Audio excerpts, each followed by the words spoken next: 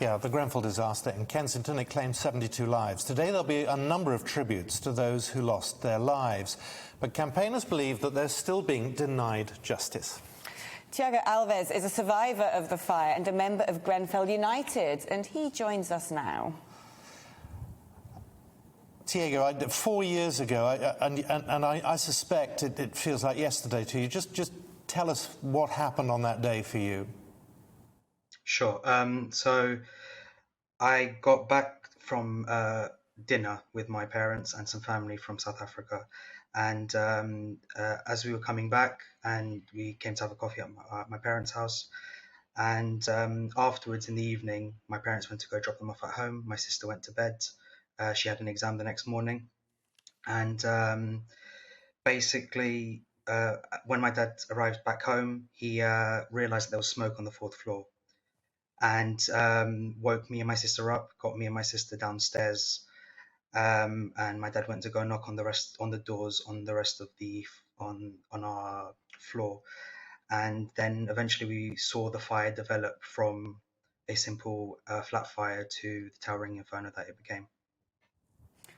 Now, where did your family end up going in the immediate aftermath of the fire? So we ended up staying with some family friends. We also ended up using the Westway, which is a sports centre, which at the time was being used as a relief centre, which was being run by the British Red Cross. At the time, there wasn't really many other people helping out from any form of authority, so government hadn't arrived, the council hadn't arrived, and so it was pretty much people from the local community trying to help out as much as they could, and we ended up staying at our friend's house until we were able to be allocated a hotel room, which we then ended up staying for quite some time. And I mean, how old are you? I think, are you 21? 20. I was 20 at the time of the fire. I'm currently 24. And what sort of effect has this had on you? It's taken a massive toll in terms of my future prospects. I've had to take a couple of years out of university. So at the time I was a student, I had just finished my second year and my bachelor's degree. It's taken a bit of a toll. And then eventually, at the moment, I'm currently doing my master's. It's taken some time to get myself to wrap my head around and to get back to what I would consider some sort of normal life. And obviously now with the pandemic, being at university has been slightly different, and it's been quite difficult. I can imagine. What do you make of the ongoing Grenfell Tower inquiry? So I share this view with some of the bereaved and the survivors. When Sir Martin Warbeck came out with the Phase 1 report, there was a lot of positive feedback into the report and to the findings that the report came up with. And as time continues and we continue to listen to the inquiry, what we find is that there's a lot of damning evidence coming out, and moving forward, the idea is that this will eventually lead to criminal prosecutions. There is constant talks with the police to make sure that that the police are collecting evidence, sufficient evidence to put in prison whoever is responsible for what happened on the 14th of June 2017. Now, that's obviously ongoing. I'm just wondering, on the broader level, there are thousands, up to 1 million people living in flats with similar sort of cladding still on their buildings. 4 years after you went through what you went through, what does that say to you? This is something I've spoken quite a lot on. In terms of, like, there is currently this cladding scandal all over the country.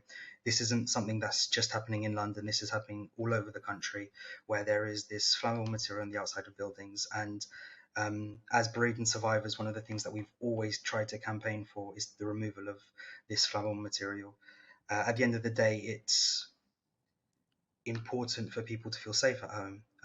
There's leaseholders, there's people who live in council flats, there's people who are renting in these buildings who had to survive throughout this whole pandemic, living at home on a day-to-day basis because they're obviously not allowed to go to work and everything. And with the constant fear that if a fire were to break out, that they would be stuck inside their own flats. And I think it should be something that the government should do something about sooner rather than later. We don't want a repeat of what happened at Grenfell. We want to make sure that everyone is safe, and we want to make sure that people feel like they don't have a death sentence with this material on the outside of their buildings. And is there something in particular that you and other survivors of the Grenfell fire who no doubt lost friends and family, is there something that you will be doing today to remember the victims? So yes, there is a silent march that usually happens on the 14th of every month around the local community. However, during COVID, that's not been able to happen.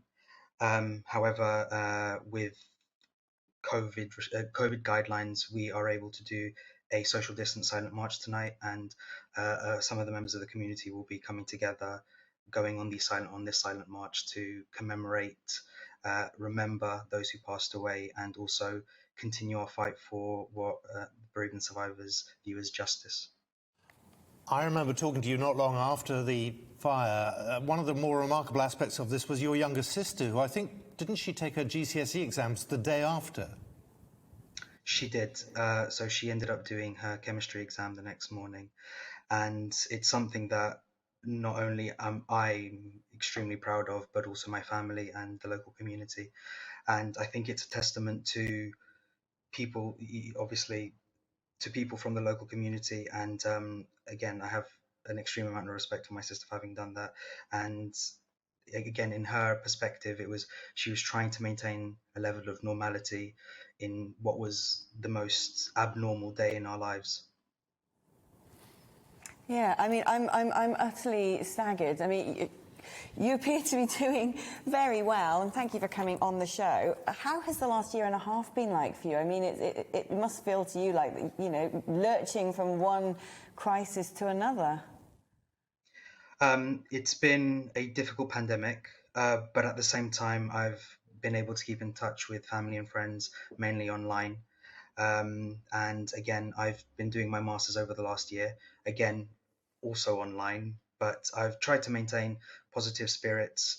And again, whenever I have the opportunity, I try and spread the message of the cladding scandal and opportunities and ways to fix it. And I think, you know, again, I'm sorry to bring it back to it, but I do think that it's extremely important that we address the people who are currently living in these situations. But yeah, in terms of what I've been doing around the pandemic, it's been a lot of studying at home, not being able to do, not really being able to do very much else other than sit at home in front of my computer and study.